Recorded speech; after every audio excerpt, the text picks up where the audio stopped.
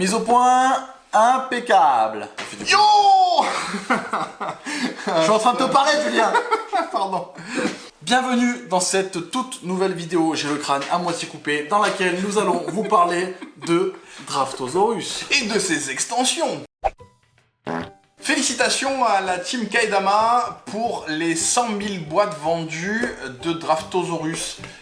Quand on parle de la team Kaidama, on parle bien évidemment de Ludovic Maublanc, de Corentin Lebras, de Théo Rivière et d'Antoine Boza, le mec à oublier, l'auteur de Seven Wonders. Je vais le refaire, parce que je vais peut-être pas mettre Antoine ça va Boza. être drôle. Non, allez. 100 000 boîtes vendues, c'est 6 millions de petits dinosaures. J'ai cru que t'allais dire Qui sont en circulation. C'est 6 millions d'euros. Non, j'ai trouvé le post super drôle de Théo Rivière sur Facebook. Si vous ne le suivez pas, suivez-le sur Facebook. Et Twitch, il a sa chaîne Twitch. Ah ouais. Allez voir la chaîne Twitch de Théo Rivière, il fait des matinales qui sont super cool. Voilà, le message est passé. Le message est passé. C'est un jeu de draft de dinosaures jouable de 2 à 5 joueurs dans sa version de base. Et les extensions, On garde le même nombre de joueurs. vous gardez le même nombre de joueurs. Déjà, première information. Première information. C'est un jeu qui va être joué en 15 minutes, c'est un jeu qui est particulièrement accessible, on le conseillera à partir de 8 ans. Lorsque j'en parle, j'aime bien le mettre dans la même catégorie et dans la même difficulté que King Domino. J'en étais sûr qu'il allait dire ça. Mais c'est vrai, il a raison, parce que c'est très accessible, c'est très malin, ça se joue très rapidement et c'est addictif. Je vous explique tout de suite le draft, ce que c'est le draft, parce que la base du jeu, c'est du draft. C'est-à-dire que vous allez distribuer à chaque joueur des cartes, des dinosaures, quelque chose, des dés, que vous allez donner en même nombre à chaque joueur.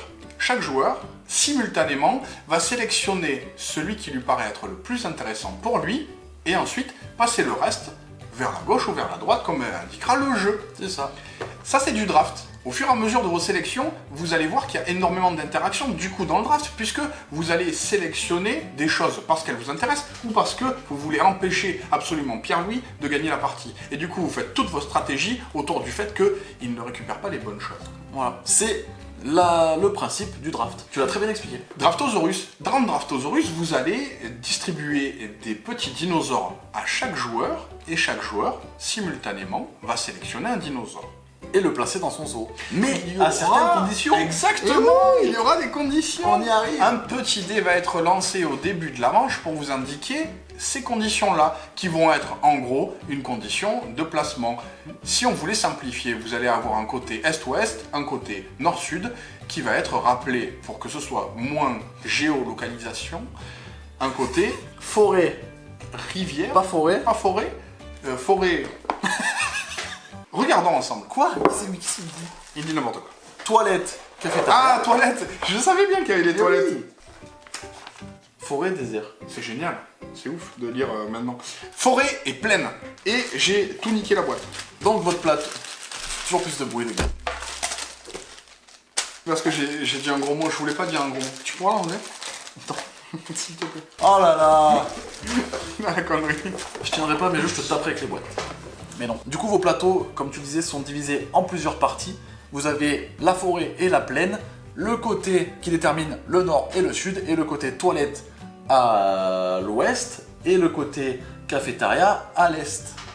C'est bien résumé. Vous lancez le petit dé, et chaque personne, sauf celui qui a lancé le dé, va devoir placer son dinosaure dans son zoo selon la condition demandée par le dé. C'est aussi simple que ça. Les dinos, il y en a beaucoup. Et c'est ça qui est sympa dans ce jeu, c'est que vos sélections vont être hyper malines. Et oui, parce que dans le zoo, il y a plusieurs manières de marquer des points. Chaque enclos marque des points d'une manière différente des autres. Exactement, il y en a qui voudront être entre potes, il y en a qui voudront plutôt être seuls, il y en a qui aimeraient bien être en amoureux, parce que ce sont des petits couples. Il y en a qui veulent ressembler à aucun autre dans leur enclos, il va falloir mettre des dinosaures différents. Il y en a d'autres qui veulent être avec seulement une autre espèce, donc il va falloir mettre 2 espèces à chaque fois dans le même enclos. Et essayer de les matcher. Voilà, il y a plusieurs manières de marquer des points. Donc autant vous dire que quand vous allez entamer un enclos d'une certaine manière, si le dé ne tombe pas au bon moment avec le bon dinosaure, vous allez péter un plomb. Donc c'est vraiment stratégique, la sélection elle est vraiment importante dans le jeu, dans votre sélection du dinosaure. malgré le dé, etc., vos placements, vos choix, ils sont cruciaux. Crucial, c'est exactement ça. Ouais. Des choix cruciaux. Sauf que moi, je l'ai dit au pluriel. Ouais, c'est plus joli. Cruciaux. Donc ça fait beaucoup de choses à assimiler dans sa tête pour espérer optimiser au maximum son zoo et marquer un maximum de points. Ça, c'est la version de base. Mais ça suffisait pas. Non, ça suffisait pas. C'était pas assez. Tout ça, c'est la version de base. En plus, en sachant que dans la version de base, il y a 2 côtés de plateau de joueurs différents. La face été et la face hiver. Avec de la neige. Sur lesquels on marque encore différemment les points dans les différents enclos. Oui, parce que ça suffisait pas au niveau rejouabilité. Non, il n'y avait pas assez de rejouabilité. Donc on refait quoi? Des extensions. Des extensions. Une. Non. 2 extensions. Pas une. Non. Pas une. 2 extensions. Une extension marine. Devinez ce qu'elle contient. Des dinosaures marins dont j'ai complètement oublié le nom. Le nom des dinosaures? Mais alors, dès qu'il arrive l'extension Areal Show, je vais vous dire que ce sont des ptérodactyles, parce que ça, par contre, je le savais. Et tu sais pas que dans Marina, ce sont des plésiosaures. Ce sont des plésiosaures. Je savais qu'ils me feraient plaisir. Qu'est-ce que rajoute l'extension Marina? Mais qu'est-ce qu'elle rajoute, l'extension Marina? Eh bien, elle rajoute un petit plateau que vous mettez en bas de votre plateau zoo de base, et vous allez ajouter les dinosaures plésiosaures dans le sac. Vous avez une petite rivière qui va vous permettre d'avoir une continuité, justement, avec votre plateau précédent. C'est ça. Et comment on marque des points avec Marina? C'est super simple.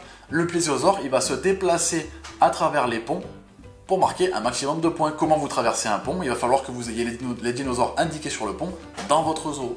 Tout simplement. C'est bien fichu. Sa seconde extension. Dans Draftosaurus Areal Show, vous allez récupérer des ptérodactyles. Il l'a dit. Il a dit qu'il le dirait. Je le dirais. Et comment ça fonctionne? Et ben de la même manière que Marina, sauf que cette fois-ci, le plateau que vous allez rajouter se trouvera sur la partie supérieure de votre zoo. Ce qui paraît assez bien, c'est aussi de justement avoir cette continuité entre les différents plateaux au niveau édition. C'est assez agréable à voir. C'est beau. En plus. En plus d'être bien, c'est beau. Et comment on marque des points dans Aerial Show? Eh bien, c'est super simple avec les... Comment ils s'appellent déjà? Ptérodactyles. Avec les ptérodactylismes, vous allez pouvoir poser des œufs et aller dans les différents nids pour pouvoir récolter les œufs et les dinosaures qui s'y trouvent pour marquer un maximum de points. En plus de ça, vous avez plusieurs chemins à prendre possiblement pour marquer des points encore différemment, etc. etc. Ça fait rêver tout le monde de diriger un zoo pour dinosaures. C'est ça aussi qui est sympa dans le jeu. Thématiquement, vous allez mettre de la sélection à profit pour avoir un maximum de points de victoire. Et il y a une rejouabilité qui est énorme. Au-delà du fait qu'il y a déjà la boîte de base qui se suffit à elle-même quand vous l'aurez poncée, parce que vous allez la poncer, c'est également un jeu que vous allez ressortir maintes et maintes fois et dans lequel vous allez enchaîner les parties. Une partie de 15 minutes, ça vous suffit pas quand vous avez un jeu d'une qualité comme ça. Vous allez pouvoir rajouter les extensions qui vont rajouter encore plus de rejouabilité, en sachant que bien les petits plateaux que vous rajoutez dans les extensions sont en plus recto verso une fois de plus. Autant vous dire que vous n'avez pas fini de ressortir ces petites boîtes. C'est hyper malin d'avoir rendu le draft aussi accessible justement aux plus jeunes joueurs. Le premier jeu de draft qu'on aurait pu citer justement dans cet esprit-là, c'est Seven Wonders d'Antoine Boza. Tu t'en veux de l'avoir oublié? Ouais, moi je m'en veux. Il te fera une bise si tu veux. Ah non, c'est interdit. Ouais, pardon. Mais du coup de le rendre complètement accessible avec une bonne lisibilité du plateau, avec justement une sélection qui est cruciale, mais dans laquelle vous allez forcément marquer des points de victoire, c'est très agréable. Moi ce que j'aime beaucoup dans le draft, c'est qu'on a toujours l'impression de faire quelque chose. Même si on est hyper mauvais dans la sélection, on est dans la partie. Comme c'est du simultané, on n'a pas l'impression d'attendre de se faire défoncer par un autre joueur qui prend énormément de temps à réfléchir à son prochain coup, qui va absolument tout déchirer. On fait les abrutis depuis tout à l'heure. Mais il faut dire que le jeu est quand même sacrément bon, de par toutes les raisons qu'on vous a énoncées juste avant. Mais c'est vraiment un jeu qui est bon à jouer, à regarder, comme on l'a dit. La découverte est super cool, c'est vraiment accessible pour toute tranche d'âge, ça va plaire à tout le monde. Donc franchement, si vous connaissez pas Draftosaurus, déjà c'est qu'il y a un problème parce que 100 000 boîtes vendues, on arrive bien après la guerre pour faire cette vidéo. Donc vous connaissez très certainement. Pour les gens qui ne connaissent pas et qui hésitent encore, eh ben n'hésitez plus. Draftosaurus est une valeur sûre, messieurs dames. C'était dans la sélection de l'As d'Or de l'année dernière. C'était aussi dans la liste de recommandations pour le Spiel des Jahres.